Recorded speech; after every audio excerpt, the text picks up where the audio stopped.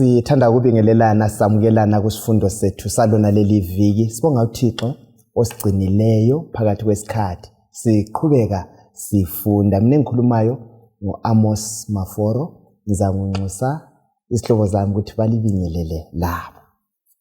Salibonani isihlobo esithandekayo igama lenkosi yethu Jesu. Kuhle ukuhlangana njalo sifundeni okhulumayo ngumfundisi Miladube.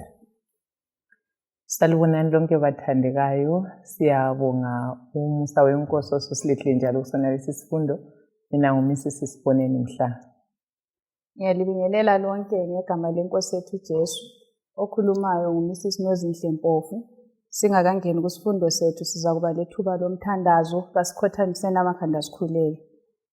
Baba wethu okhona ekhaya ezulwini lalapha emhlabeni, sithanda ukukubonga ngelinye njalo ithuba osusiphe lona ukubana sifunde ezwini lakho.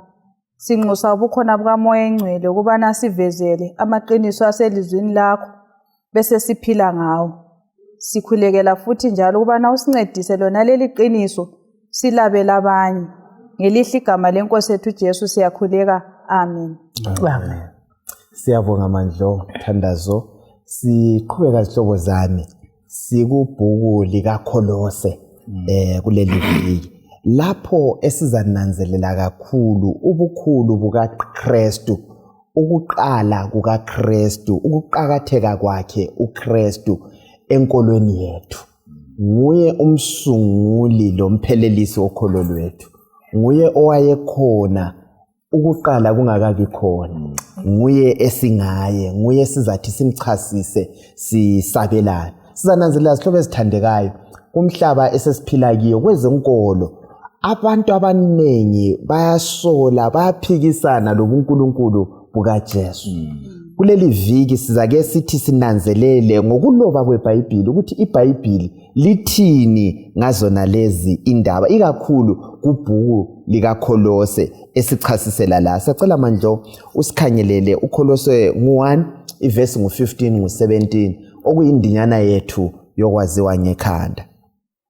Yona iyisifanekiso sikaNkulunkulu ongabonakaliyo, izibulo kukho konke okwadalwayo. Ngoba izinto zonke zadalwa ngayo, izinto ezisezulwini lezisemhlabeni, ezibonakalayo lezingabonakaliyo, loba kuyizihlalo zobukhosi kumbe amandla loba ababusi kumbe abaphathi, izinto zonke zadalwa ngayo zidalelwa yona. Yona iphambi kwezinto zonke, njalo kuyo izinto zonke zibambene. Hey, nansi indaba ivesi leyila amandla leya. Angazi ukuthi litholani bangani bami. Hayi mina iyambusisa kakhulu. Siyabonga kakhulu Maforo lathi silapha labantu ababukeli. Mina ngikuthongozela ukuthi suvele wasivezela ukuthi abantu abanengi bafuna ukwehlukanisa uNkulunkulu loKristu. uKristu bambona ngani uyisidalwa, uNkulunkulu uphakeme lapha. Kodwa ke ngayisifundo lesi balela abukeli uNkulunkulu ufuna uzivezela ukuthi bamunye lo Kristu. Kunjani? uKolose lapha uthena uvele yena uNkulunkulu okhulunywayo nguye owenza zonke izinto uKristu lo. Into yonke ongathi semhlabeni idalwe nguye uKristu. Kunjani? uNkulunkulu wayekhupha ulizwi wakho wayenguKristu wayesenza. So esakufunda lapha ukuthi uPaul azabhaleka indlela kwaso kula abantu abakhulumayo ukuthi hayi ngeke uKristu azalwe abe inyama apha semzimbeni yena nguNkulunkulu. Kathi ke yonke into esemhlabeni ibunjwe nguye. So siyabonga ukuthi isifundiso sivezele ukuthi uNkulunkulu lo Kristu ba uNkulunkulu oyedwa usiba lezitha zomsebenzi abawuphetheyo. Kodwa uNkulunkulu munye kulo uNkulunkulu Baba kube lo Kristu oyesithathwa nguMoya Engcwele. So umlimi uzasiza kule viki ukuthi siveze ukuthi uKristu unguNkulunkulu ngokugcweleyo akula mahluko. Kakhulu uNkulunkulu uKristu ngokugcweleyo uphelele. Mina ngikuzwisisa kulokho okuthintwa ngumfundisi ukuthi nxa kuyikuthi umbhalo uthi uKristu wadala izinto zonke. Kusho ukuthi kumele aze kuqala kula lezo zinto ezadalwayo. Anti sikhuluma ngezinto esizibonayo lesingaziboniyo. lokudalwa okwenziwa uplanet Earth engadalwa. So nxa kuyikuthi izinto zonke zadalwa nguye kuthi ukuthi lalezo zinto zisiba khona yena wayevele njani esekhona. Ende kuyasivezela ukuthi kazangadalwe ngoba nguye umdali wezinto. Ukhulume kuhle ukuthi nguye wayekhona. Kule ngoma yabantwana siyake sihlabele ukuthi kudala ubani wayengekho siyabe siqamba abantu sithi umfundisi wayengekho ushepherdess wayengekho kodwa sibe sesithi uJesu abantwana sibafundisa ukuthi wayekhona kusitsho ukuthi izinto zonke zaqala ngaye yena kalasiqalo hey kulamandla mandlo uzwane lapha nxa sisungula la. Benengunanzelelewe lapha ukuthi uPauli uhle asivezele lokho uKristu ayikho khona iidentity yakhe. Ungananzelela ngezinye izikhathi abanye bayathatha uKristu bamenze abe ngumuntu nje ofanana lathi ukuthi laye unjengathi. Kodwa lapha sivezelwa ukuthi yena unguNkulunkulu. Ngaleso sizathu kumele aphiwe indawo yakhe njengoNkulunkulu njengokuqala singamnyathezeli phansi ukuze impilo zethu zibe lomutsho kakhulu. Ukuze impilo zethu zibe lomutsho sihlobo sithandekayo siyamdinga uKristu. Nguye owadalayo vele ekudaleni kuthiwa senze umuntu ngomfanekiso wethu kwakukhuluma uKristu. Njalo nguye futhi kanjani obuya wasihlenga. So singabakhe ngokudalwa la ngokuhlengwa. uKristu nguye futhi osikhipha ebunyameni asise ngaphi ekukhanyeni. nguKristu kuphela izihlobo ezithandekayo akula omunye. Ke sikhangele lapha ikakhulu uGenesis 1 ivesi ngo26 nxa sikhuluma ngesimilo kumbe ngomfanekiso manje umfanekiso kaNkulunkulu sikhuluma ngani. Ungakhangela uGenesis 1 verse ngo26 usiya ku27 ngicela ukhangele uGenesis 5 kumbe uverse ngo3 usiya kwa anti lo u26 ya ku27 uthi asenze umuntu ngomfanekiso wethu anjani asifuze. uGenesis 5 verse ngo3 Wathi uAdamu esephile iminyaka 130 wathola indodana eyafana laye xathu wayibiza ngokuthi nguSethi. Ungasivulela lo Korinto wakuqala ngo15 verse ngo49 kuma verse la hlobo zami esizabe sowabala kuyini esikutholayo lapha ikakhulu ngomfanekiso kaNkulunkulu. Manje uzabala u15 verse 49 bese sixoxa lapha. Yebo. Verse 49 Njalo njengoba silesimo somuntu wasemhlabeni ngokunjalo sizakuba lesimo somuntu ovela ezulwini. Yes, sithola lapha. Ngakhangela uKorinto 2:3:18 ngamaHebrew 10:1. Yebo mfundisi. Siyabonga. Nxa kuthiwa asenze umuntu mfundisi asifuze afane lathi. Right. Lapha noGenesis uthi kona uAdamu wazala uSethi ofana laye. Right. So nxa uKristu wayesize emhlabeni nxa sibona uKristu mina ngikhathaza ukuthi nxa abantu singaphikisa ukuthi uKristu nguNkulunkulu kodwa kumhla ka27 December siyamamukela ukuthi uKristu wazala. So kusiye ukuthi nisimkhole sisala.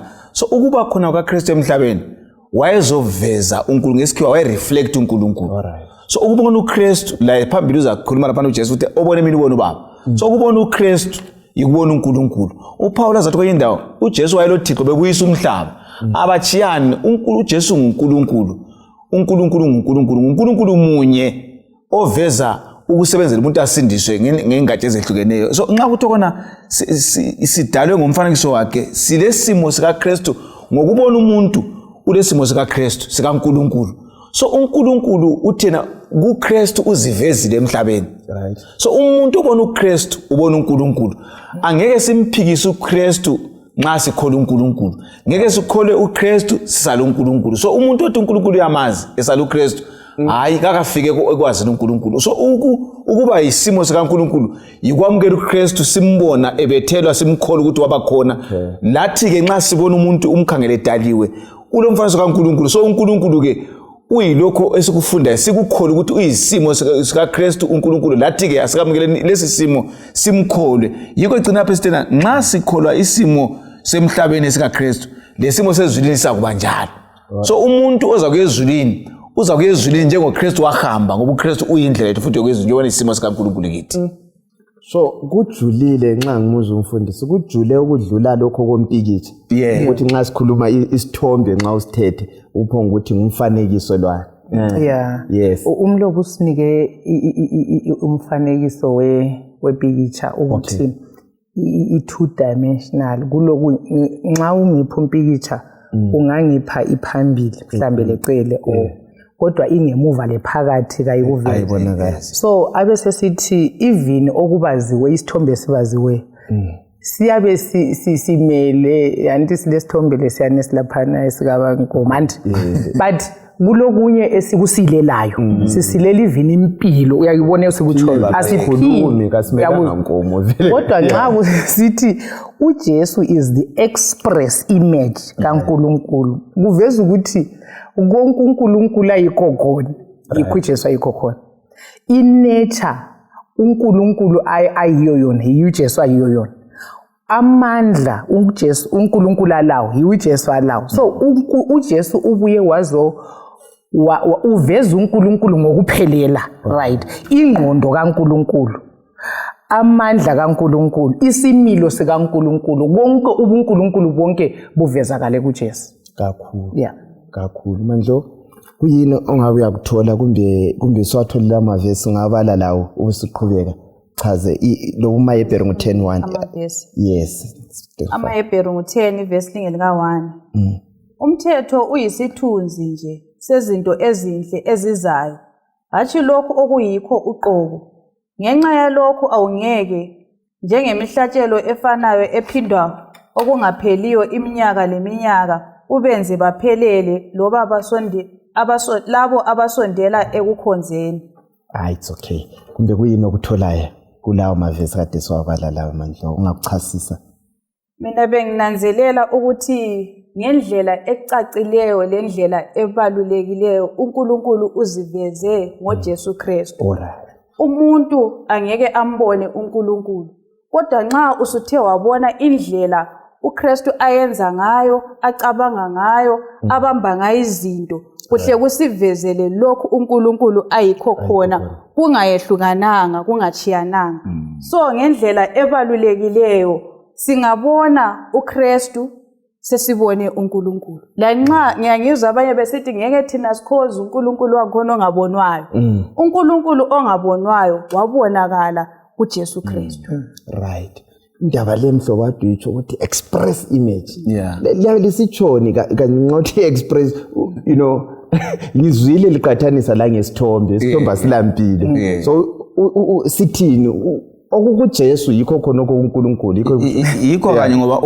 umlobo usinike umcabango lapha uthena uKristu uyingqondo kaNkulunkulu ekhanyayo kithi asiyiboni ingqondo kaMlungu nxa ubona uJesu ubona ingqondo kaThixo ngendlela ungamabala kaJehova ngiyangithi kwabantu mina nxa uphethe iBhayibheli uphethe uJesu ngamabala so amabala khona nguye uNkulunkulu ovelayo kithi ngoba uvezo isimilo sikaNkulunkulu sikhanye kakuhle hani kuJohn 14:9 nguyothena obone mina ubone ubaba so uJesu nxa yamathuphethe ungabona mina lo baba umbonile la nxa wena uJesu umkhangelela ngapha ngemvunga mboni but ukubona kuJesu yikho kungubaba konke so uyikugcwala kwaNkulunkulu kithi uJesu so mhlobo sincedisane la ngikukhangele uJohane ngo-1 bona uJohane ngo-1 verse 1 u2 lo 40 ke sikhangele indaba yona le kungani uJesu kunguye yedwa kuphela oyenelisa ukuthi enza ngayo aveza ubaba akulesinye isidwala esingaveza ubaba ngaphandle kukaJesu singabala wona la amavesi 1:14-18 1:14-18 yes verse 1 ekuqaleni wayekhona ulizwi ulizwi wayeloNkulunkulu njalo ulizwi wayenguNkulunkulu wayeloNkulunkulu kwasekuqaleni verse 14 ulizwi waba yinyama wahlala phakathi kwethu sibonile inkazimulo yakhe yedwa owavela kuyise egcwele umusa leqiniso verse 18 ngakho oseke wambona uNkulunkulu kodwa uNkulunkulu onguye yedwa oseceleni kukayise usemenze waziwa right athina kuyini aphendula indaba all right mana ngizama ukuphendula umbuzo ukuthi kungani kunguJesu yedwa owayengenelisi ukuveza uNkulunkulu? Alright. Mbone ngani uJohn 1 verse 1 usinika impendulo enhle. Uthi ekuqaleni wayekhona ulizwi, ulizwi wayeloNkulunkulu, ulizwi enguNkulunkulu. So okwenza uJesu enelise ukuthi aze amveze uNkulunkulu, nguye yedwa owayeloNkulunkulu kwasekuqaleni. Nguye omaziyo uNkulunkulu, nguye futhi onguNkulunkulu. Yayibona. So uJesu sisiya ku14 nguye futhi oba inyama. Nguye obuya xa sasimbone inyama uNkulunkulu yikho kutshoyo mntwana. Yikho ngikutshoyo.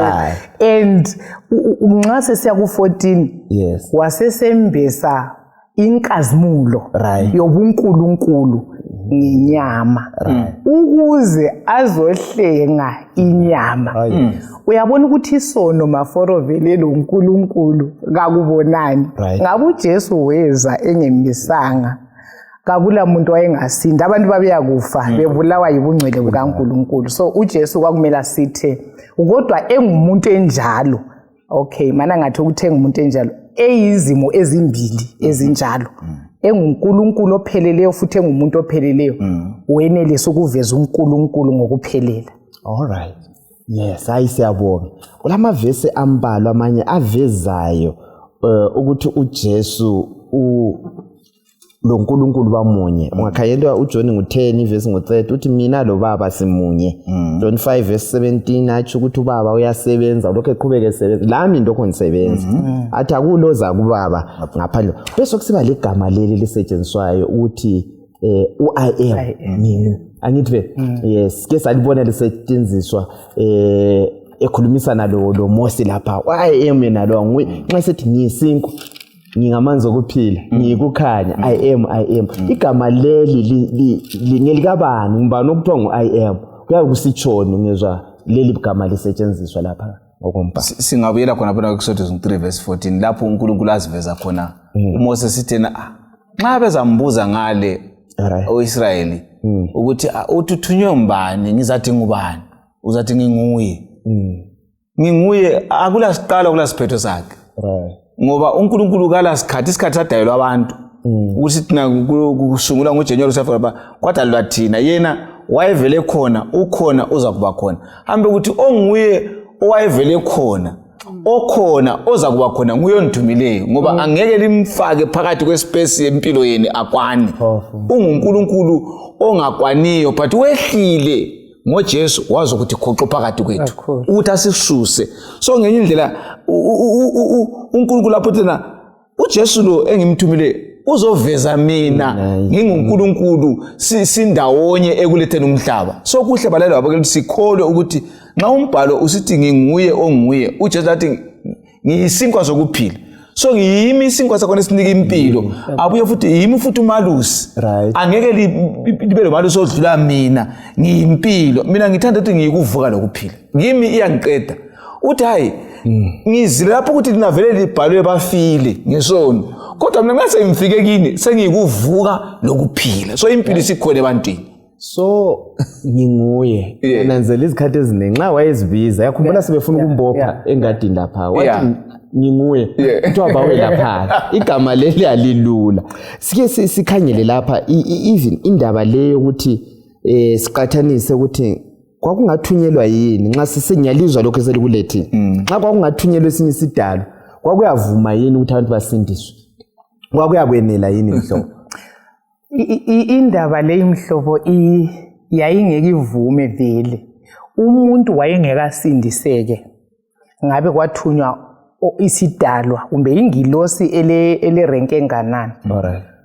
Ngoba indaba yokuhlenga mhlobo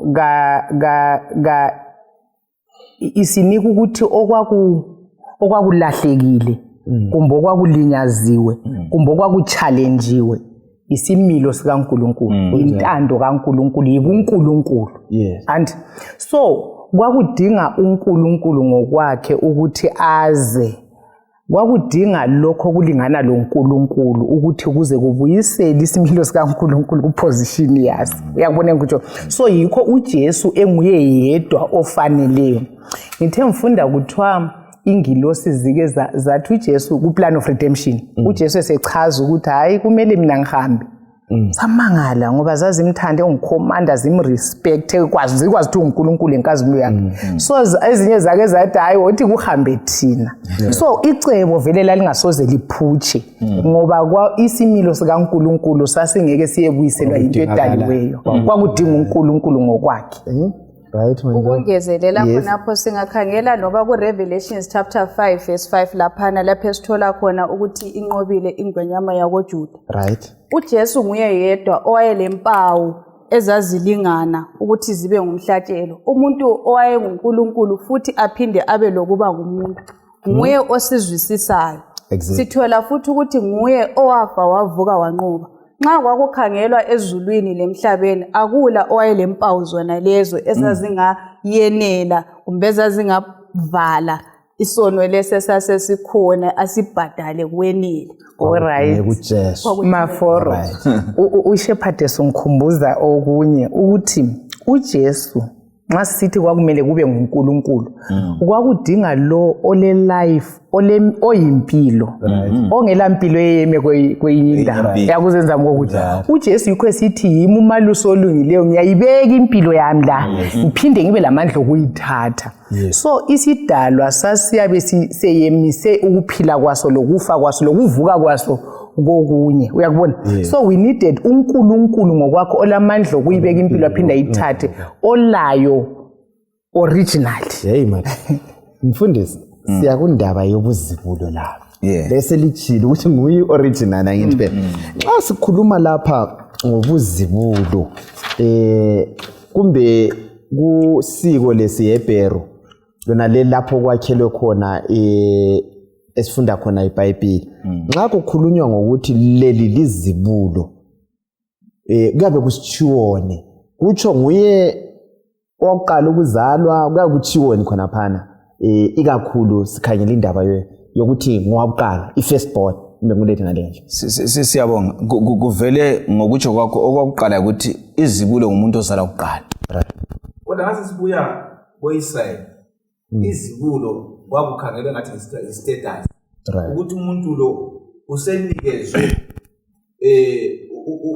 uhlonzi lwemuli le wothi nginika isibonelo ukuthi uRubeni wayelizibulo ngokuzalwa right ngokwehluleka ukugcina umthetho kaNkulunkulu wakhwela empedeni kababa wathathela ubuzibulo banikwa uthi xa ebona ukuthi uzaphumelelisa intando kaMlu uJuda so ubuzibulo yikunikezwa engathi intonga esintwini yokuthi nguwe iphathayo ukuze imuli seyama kuwe so koIsrael ke ubuzibulo bakunikezwa umuntu onguye onikwe ukuthi nguye olawulayo nguye othungamelayo so nxa sifunda ngoKristu ke siza kufica ukuthi uKristu asozibulo ngokuzalwa ngoba vele kadalwanga right kodwa ubuzibulo bakhe buya ngokuthi nguye phezulu kwendalo yonke owayevele khona ingabi khona so uba lobuzibulo bokuthi nguye umnikazi wento zonke umnikazi wento right yes abantu abaningi amaKristu amaningi manje nxa umfundisi ukuchasisa kanje kuyahlupha ngoba nxa sisithi firstborn sikuthatha njengoba kubekiwe literally la ngendlela esizwisisa ngayo ukuzalana ebuntwini ukuthi ifirstborn nguyingqabutho nguyomdala ngokuzalwa so nxa umfundisi echasisa lokho ngizwisisa maforo ukuthi indaba leyi kumele siyizwisise ukuthi uKristu nxa kuyikuthi i-firstborn kusitsho i-status kusitsho ubukhulu kusitsho i-position yakhe ukuthi kusibisele ukuthini sivume ukuthi nguye yedwa osindisayo so nxa abantu besala ukuthi uJesu nguNkulunkulu becabanga ukuthi uJesu wazalwa kumbe wadalwa kuthi ukuthi akusindiseki khonapho asisindiseki ngoba sivumile ukuthi umuntu asindiswe bekudinga ukuthi kufiwe and kodwa ofayo nguye oyimpilo kodwa as long sisala ukuthi uJesu nguNkulunkulu kuthi ukuthi icebo losindiso lonke kithi liyadilika kanti so umpostoli Paul enguzisisayo ukuthi nxa isithi uJesu is firstborn kumbe ngokuqala katsho njengalokho mfundisi anti usekubekile but uthi into ezimbili right uthe versini lapha kuvesi ngo15 kuvesi 16 izinto zonke zadalwa nguye yikho akutsho. Number 2 wasesithi izinto zonke zadalwa nguye zadalelwa yena. So i-firstborn umbubuzibulo bakhona ubutsho ukuba ngumdali nguye umsunguli wezinto zonke nguye umqalisi wempilo. Yikho kuhambelana lesihloko sethu Jesu Kristu ngumkhulu umsunguli ngumqalisi wempilo. Yes, indinyana yethu yokwaziwa ngekhanda esike sayibala uKolose 1 verse 15 to 17 usethinta verse 16 zizathu bani ezilethwa nguPaul zona lezi azifithizelayo ukuthi lo lizibulo usechasile laphana silabantu abambalwa laphana mandlo oDavid abagcina uthiwa ngamazibulo kodwa uDavid nguye ilast born nguye esekucineni khona ngale ungakhangela even uIsrael ngokwakhe nxa uthiwa ulizi kayisikho ukuthi wayelizibulo kalokhu umfundisi esechazile kuyini kungaba zikhona ezinye izizathu ezilethwa laphana nguPaul. Mina kuye ngiphumala ukuthi nxa kuthiwa uKristu lizibulo yes kungabi khona yonke into wayevele ekhona. Okay, ngoba nxa sibuye ekuzalweni lapha esintwini lenyameni lapha nxa uthiwa zibulo nguye oqalile ukuba khona abanye bengekho. Right. So yena nguye osothiwa unikwa induku yemuli. Alright. So uKristu ke yena kadalwanga wayevele khona. Oh yes. So ubuzibulo lobu libala linikwayo lokuthi lulimi ukuthi sizwe ukuthi hayi nguye ovele khona singabi khona. So ulizibulo ngokuba khona kwakhe kuqalo thina sisisayo ngoba thina sasingekho yena ekhona thina sivela sibona yena so lizibulo. So nxa sikhuluma ngokuqala lokho kuGenesis ngwa uqala ayikuqala ukaJesu lokho hayi wayekhona kulokuthiwa ieternity past engala ngithi phela. Alright, ngicela ukuthi ke sithinte lokho ukungezeka kulokho okutsho umfundisi. Ngithande lapha fithizela kuverse 17. Right. Yena uphambi kwezinto zonke futhi izinto zonke ngaye zibambene zimanyene. Right. So nxa esithi all umlomo uveza izinto ezintathu lapha ukuthi utshoni uthi izinto zonke sikhuluma ngakho konke sekubo okukhona ezulwini demhla ukhuluma ngendawo ezulwini emhlabeni akhulume futhi ngezinto ezibonwayo lezinye singaziboniyo. So ukonke futhi esitsho ukuthi lezihlalo lemibuso lakho konke okunye. Ngithande emphasis yokuthi uthi ukhuluma ngeangelic host nxa khuluma ama principalities powers amandla. So ukhuluma ngokuthi andithi in the beginning lwa oka Genesis 1 yi beginning yethu eka planet Earth sibigina ingilosi zivele sezabigina uyakubona but uolu lo uthi le ngilosi zingabigini uJesu wayevele sekhona uyakubona. So isinxa isithi all ijulile utsho ukuthi nxa si stretch ingqondo uyibisele emuva ayifiki lapho uNkulunkulu mkhulu. Yeah, so mandlo nxa sikhuluma lapha ikakhulu indaba yokufelwa ngaye nalo uJesu omkhulu kangaka kukhona yini okudingakala ukuthi umuntu azakwenze ukuthi nxa sikhuluma indaba zokusindiswa kanti sesikhuluma ukuthi uJesu nguye lo nguye umdali nguye omkhulu nguye obuye futhi wafa kukhona yini sikhuluma indaba yemisebenzi le ekungenziwa ngumuntu ukuthi asindiswe? Akukho okungenziwa ngumuntu ukuze asindiswe. Ungakhangela indaba le sithathe ku Romans 5 verse ingeka 8 siseseyizoni vele uKristu wasikela. So khona lokhu uhlubona ukuthi vele kungekho esingakwenza wasenyula wasikhipha odakeni singenelisi ukuthi sizisize pho imisebenzi singasiza njani sesivele sesikhitshiwe. Kakhulu akula sihlobo zami siyanxuswa siyamenywa ukuthi asithembeni uKristu yena lo nguye umdala akulo ongakwenza ukuze usindiswe yilo izibulo. Sike sikhangela indaba yenhloko le ama Efeso 1 verse 22 lo Kolose 2 verse 10 ungasibalela Kolose 2 verse ingeka 10. Right. Njalo lina lilakho lokuphelela kuKristu oyinhloko yamandla wonke kanye lokubusa konke. Right. Lo Efeso 1:22 nansi indaba mfundisi kuTuwe nxa kukhulunywa ngekhanda ngenhloko right Sofiki verse 22 yes uNkulunkulu wabeka izinto zonke ngaphansi kwezinyawo zakhe wamkhetha ukuba abe yinhloko yezinto zonke ebandleni no 523 sikhuluma ngani la nxa sikhuluma ngenhloko ikakhulu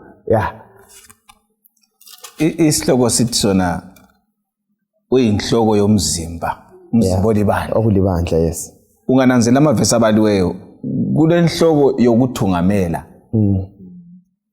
kule nhloko yokubusa right le nhloko yokuba nguophethe into zonke ekwayisiphathamandla nxa kuthiwa uKristu uyinhloko kulinganisiwe futhi kuEfesu lapha ukuthi undoda uyinhloko yomfazi beyomuzi ukhulunywa ngokwenelisa kwakhe ukuthi abe lomthwalo wokunakekela umama labantwana uKristu wethu khona ke uyinhloko yebandla so ibandla linakekelwa nguKristu thokanyelwa nguKristu linika ukudla nguKristu nguyo provider so uyalawula so ibandla kali ngeke liziphilele uKristu engekho umuntu othena ulebandla kumbe uyakhonza uKristu engayisiyo inhloko yakhe hayi kana bandla ulenhlanganiso ibandla lilomnikazi all right kuyini onye inhloko kuyini onye ukutholakala okwenziwa inhloko nxa uthiwa le inhloko ungahlasela ubaba kakhulu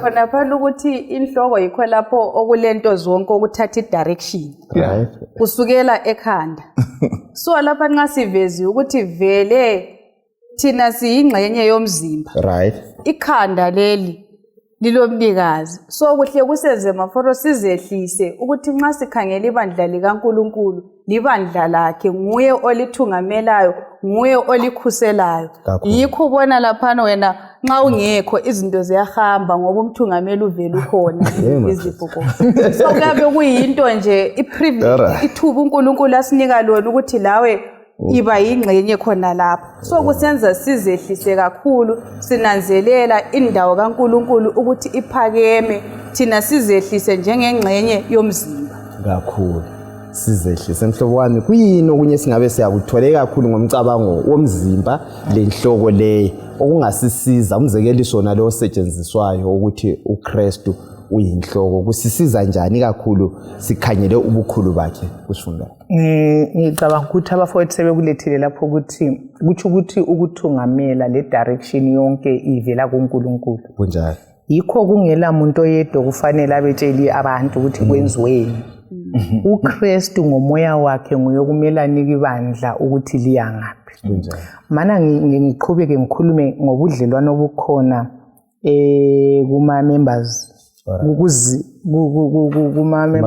kumalunga ebandla yes ukuthi kufaniswe njengemalunga omzimba achiyeneyo ukuthi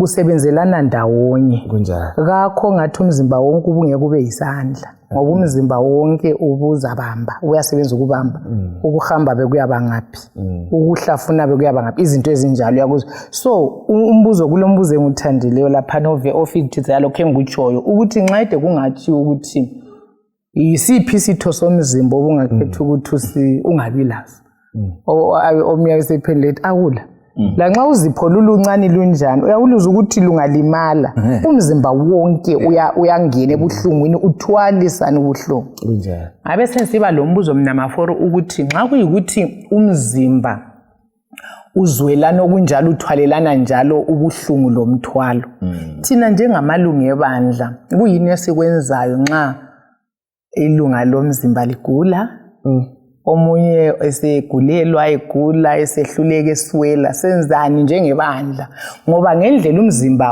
odesignwe ngayo kumbe oyelukwe ngayo uthi ukuthi isandla vele singalimala kuhle kugijime kuye engqondweni kuhle kuncediswane ukuthi kube le healing kuphole kuze kuphole kusetshenzwa ndawonye umzimba usubuyela back to normal thina njengamalungu ebandla senza njani ukuthi izitho zomzimba ezilimalayo zibhanditshwe ziphinde zibuye empilweni siyathumela imessage efonini enduqinisile maforo indaba yefoni you are right indaba yefoni siyenze sehlukana kakhulu sokulomkhandlo kakhulu kudala sasikwazi thina ukuthi umuntu angafelwa wangagulelwa uyahanjelwa kuyefikwa ngoba umuntu vele udinga umuntu and amalungu amaningi awebandla ayalahleka ngenxa yakhonokho ukuthi kwesinye isikhathi siyaswela ukufinyelelana umuntu athwala umthwalo yedwa azayehluleke agcine ehlulekile.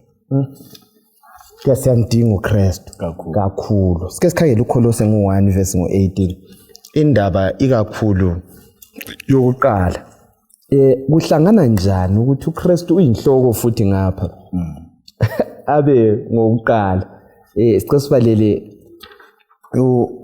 uKolose 1:18 nguye oqala, nguye umsunguli, nguye oqalisa. Akulanto oqalayo ngaphandle qalwe ngo-1:18.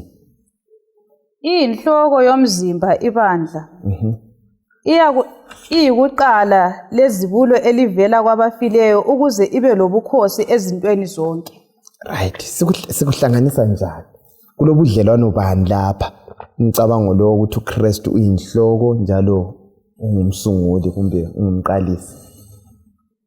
Mbona ngani kubalala wabukeli sixhuma khonapho ukuthi njengoba sichile ukuthi uKristu nguyonika i-direction, indlela yokuthi ibandla liya ngaphi. Nguyolilawulayo, nguyolinika okudla komoya. So nxa kuthiwa uyinhloko futhi ungakuqala. Ivesi siqase ngayithe yona wayekhona kuqala. Right. Okunye konke kubuye ngemva kwakhe. Yikho lizibulo.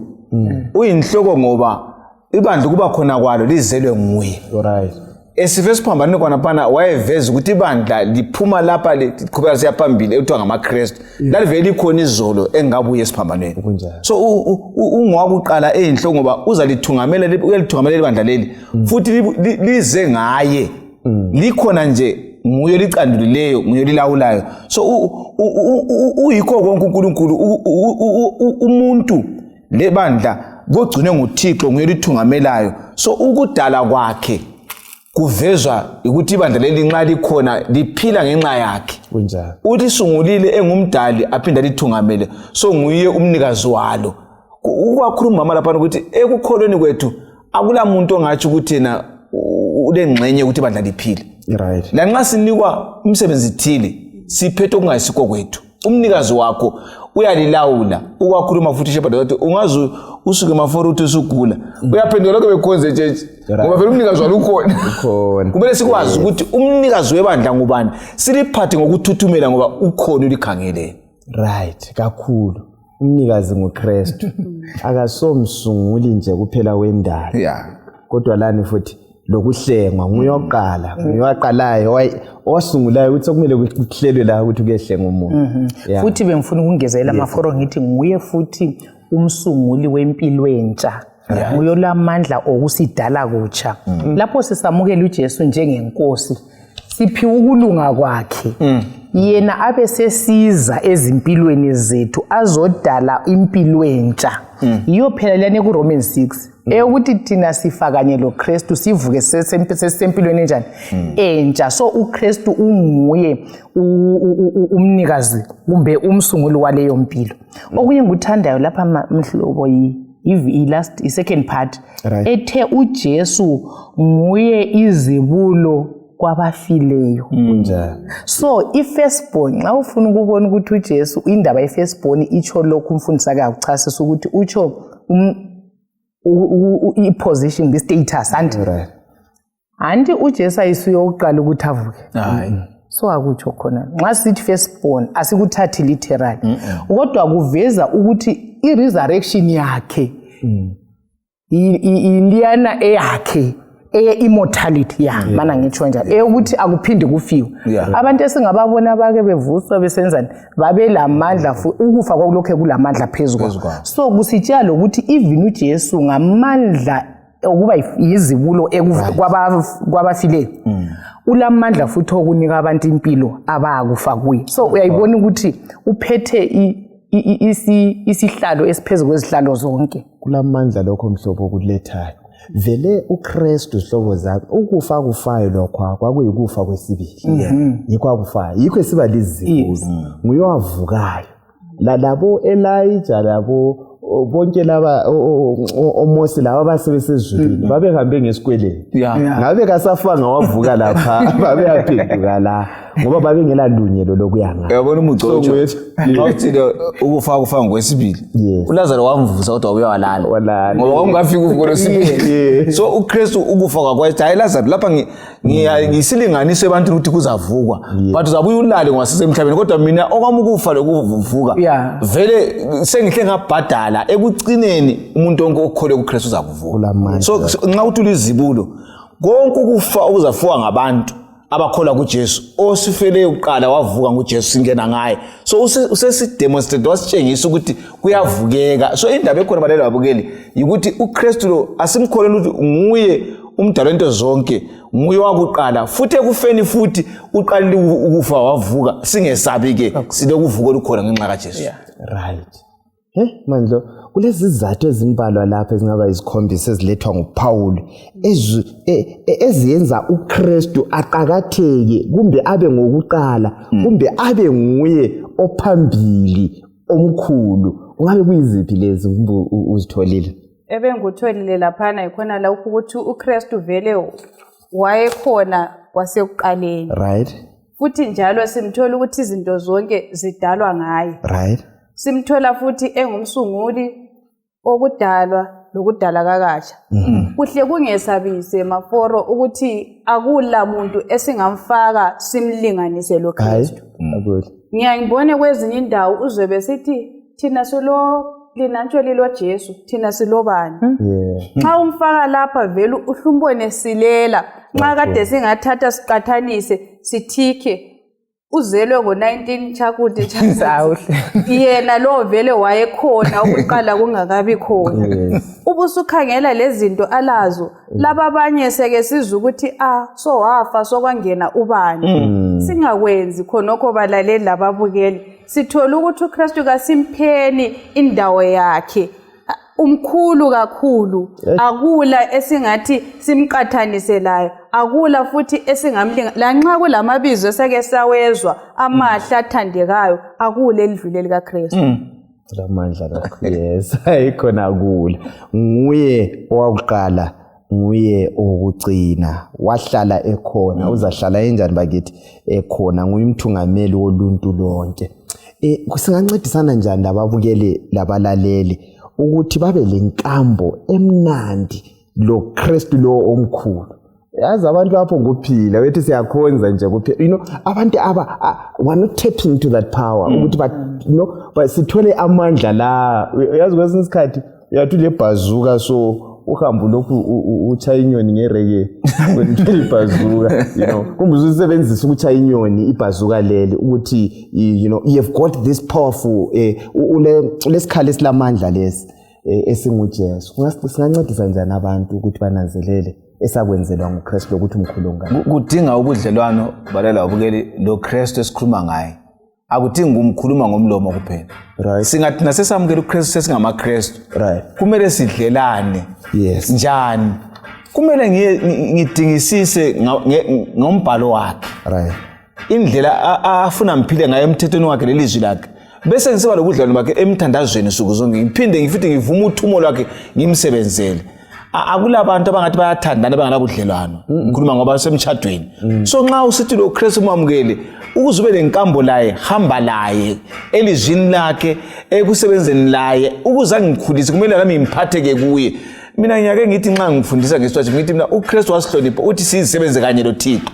Nxa kuzinkabi utheni ungukafla nima nguCharibeki sisejogeni sonke sidosa ikhuba lekuvangeli. So ungabona ususala ukungena ejogeni usithi uyamazi alazani yena nxa sekulenkambo lonke lizahamba lonke angathi ubaba usemsebenzini la uzasemsebenzini angathi kuyagcina umuntu la uzayigcina ngoba silenkambo loKristu sihamba sonke. Angithi phela ngiyake ngizwe mfundisi kwezinye imfundiso zakho lapha uthinta ukuthi uJesu uNkulunkulu kumele aze kuqala empilweni yomuntu wonke. Kusitsho ukuthi lobo uvuke engutsheni uNkulunkulu kuqala ohluwe phansi ngamadolo umkhonzi umkhothameni nguyobamba impilo anti ukuthi izinto zonke ngaye zimanyene nguyopha impilo ukuthi amaphaphu achaya umoya lani kuyahamba amehla acwayiza konokho kumele kusenze ukuthi simzwisise uNkulunkulu emalini enzuzweni konke kuvela kuNkulunkulu so uNkulunkulu kumele athathe indawo yakuqala empilweni zethu futhi kuma areas wonke whether social kumbe ebudlelwaneni kumbe kwezemali kumbe kukhonzeni uNkulunkulu kaze kuqala abe nguyolawula impilo zethu kakhulu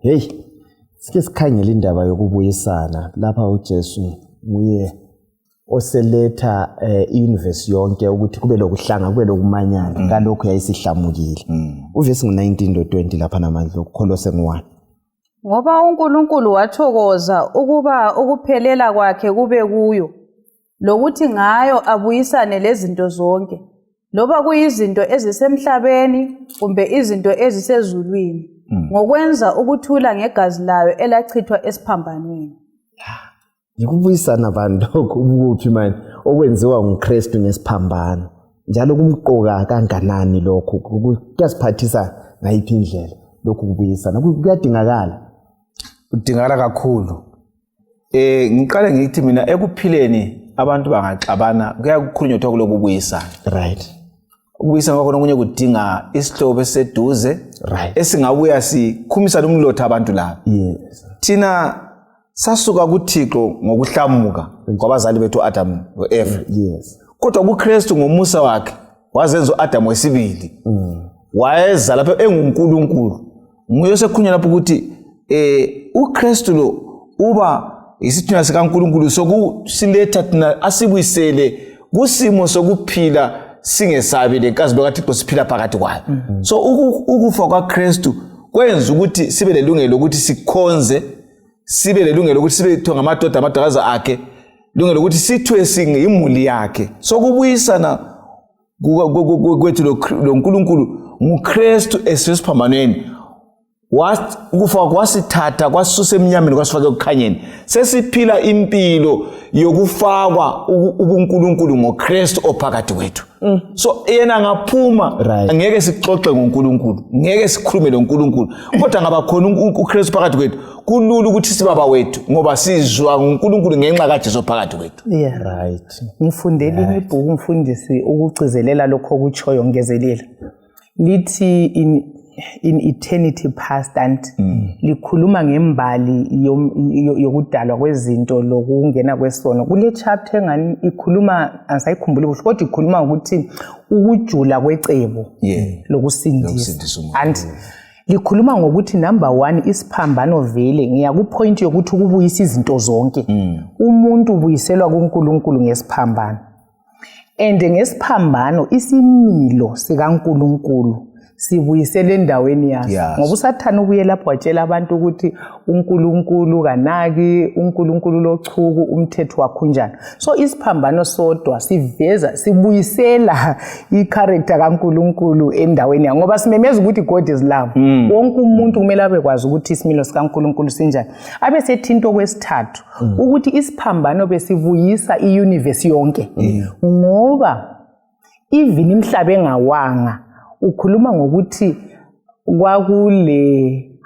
kwakuseselexetsha lokuthi ingawa before isiphambano sibe khona babe ngathestwa labo njengoplanet Earth lo Adam bathestwe bawe kodwa abe sesithi sokufika isiphambano sesifikile sahle samisa safaka ifull stop possibility yokuthi bangawa so ibuyisa iuniverse yonke isiphambano asoso umuntu kuphela owileyo kodwa ngesikaNkulunkulu izulu lemhlaba engawanga ngese universe yonke yikho uKristu emangalisa kangaka ngokubuyisela izinto kulokho ezazikho khona isono singangena kakhulu vele ingelosi lemhlaba engawanga babeke bambona ngale kwakhona engakabi ngumuntu besazi ubukhulu bakhe bazombona esesiswini sika Maria ezalwa ehamba kuona lo umhlaba wazoya kufa laphana kufa okulihlazo kangaka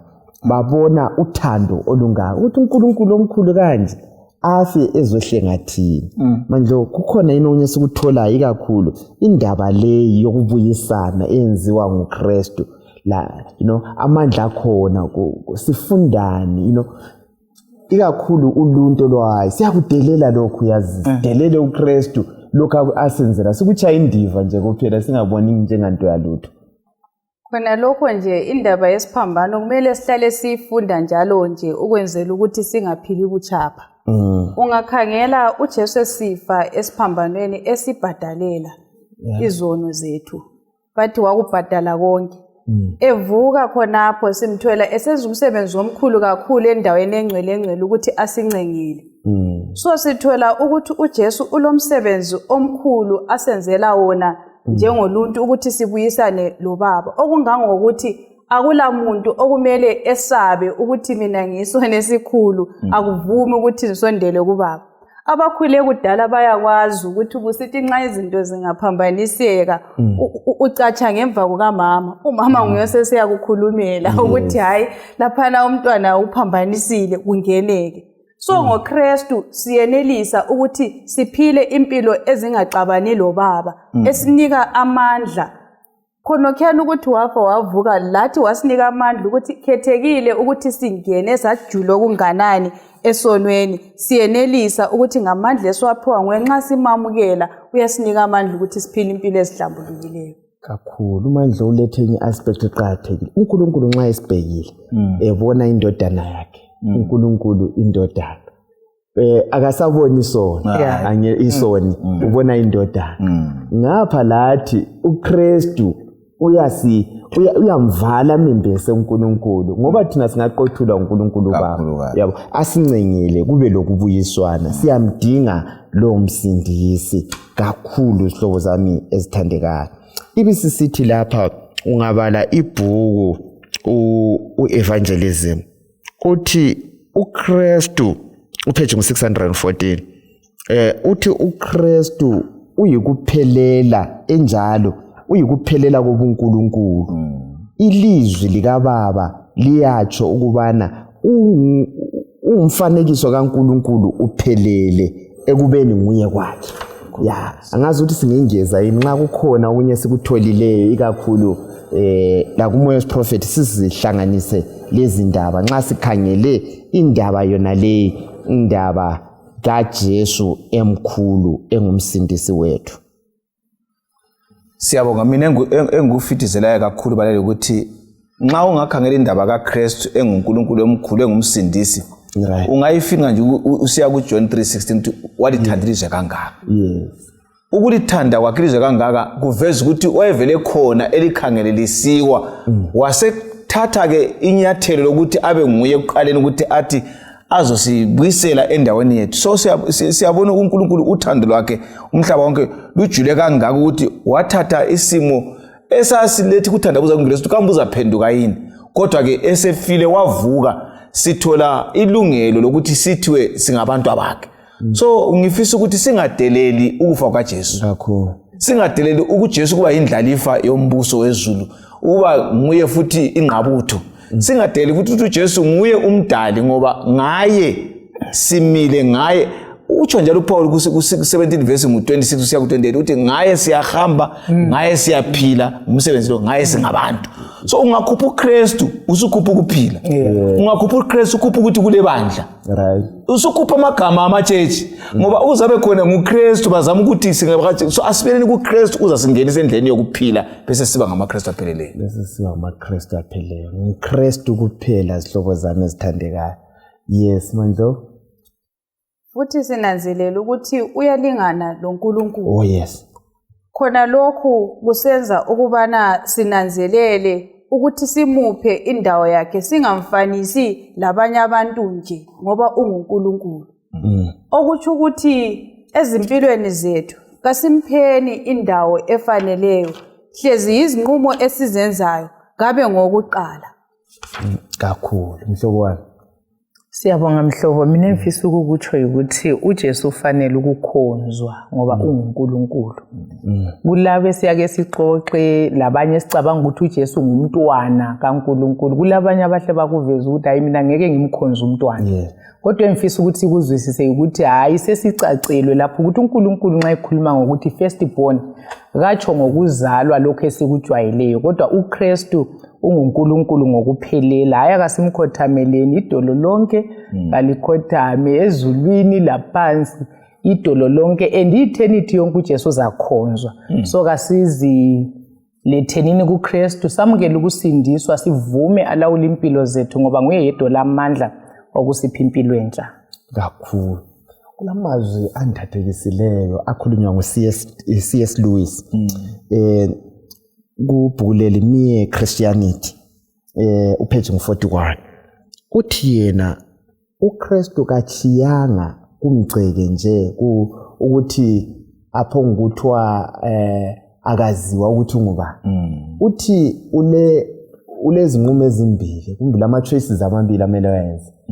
Sayida uyamkhonza uthi uNkulunkulu uThixo, kumbe uyachiyana naye nje kuphela uthi luhlanya nje olwake lwaphila. Akula choice emelisale ikhona laphana. Sayida uNkulunkulu uJesu unguyindodana kaNkulunkulu, unguNkulunkulu, kumbe uyisiwula nje. Ungamkhafulela, ungambulala, ungakhuluma kubi ngaye, kumbe uwe ezinyaweni zakhe. Ebese sithi makungabi lo yedwa ozakuthi nje uJesu wayengutitshala omkhulu. Nenza sikuzwe izimfundiso ngonjalo. uJesu kasichiyelanga khona lokho. Either uJesu nguNkulunkulu or not. Yes. So isithobe sithandekayo singulichiyela lokho. Asikhetheni uJesu sihambe laye. Simkhonze. Ungcono ungamkhonziyo. Kulalo wenza ngani uyamkhonza engathathi amandla akhe ngokuphelela. Isithobe sithandekayo. uNkulunkulu ukhona umela akhonzwa simfakeni endaweni yakhe. Mfundisi Dubi ungasigoqela ubususikhulekela. Balenda abukele siyabonga ukuthi uNkulunkulu asinika ithuba lokwazi ukuthi uJesu kasomsindisi kuphela ngesiphambano, nguNkulunkulu umdali. Oloba ibhuku evangelism page 615 uthi yena ulingana lo uNkulunkulu. Kunjalo. Uhleli naphakade wayekhona ikudala esingalazi iminyaka yayo. So ngenye indlela nxa thina sizidalwa asamukele uJesu njengomsindisi, njengoNkulunkulu, njengomdali. Ngoba ukumphikisa ukuthi ungumdali ikwali ukuthi ungumsindisi. Ungaluthi ungumsindisi akusindiseke. So umlimi kasisize kulesi sifundo siphume ngokwazi ukuthi konke esikufundileyo akulanto ephilayo leyadalayo engekho ngaphansi kwamandla kaJesu. Konke kusesandleni sakhe ngokugcwala kuJesu. Nguye uNkulunkulu, nguye ophethe into zonke, nguye olawulayo. Impilo ebonakala engabonakaliyo ikuvela kuKristu. uNkulunkulu asisize asiphathe nxa singena phakathi komthandazo asikhuleke nini. Baba wethu osezulwini siyabonga amathuba amahle ukuthi usikhumbuze lokusivezela ukuthi uNkulunkulu umdali kuKristu Jesu. Ukufa kwesiphambano inkosi sicela ukuthi singakuthathi kuphela ngamalanga okuphumula sikhumbula ukuzala kwakho lokufa kwakho, kodwa singakukholwa ukuthi unguwe izolo lamhla lakusasa. Wathi nguye sicela ukwamukela sikukholwe. Abalala babukeli bonke kade belapha sifunda, sicela ukuhamba siye kukhuluma lawe usifundise ukwamukela iqiniso lakho. Nxa sokupheliswe inkosi siyacela njengomsindisi wethu ngokukholwa kuwe sicela ukusindiseke sihambe ekhaya ngoJesu siyabonga siyakhuleka. Amen. Amen.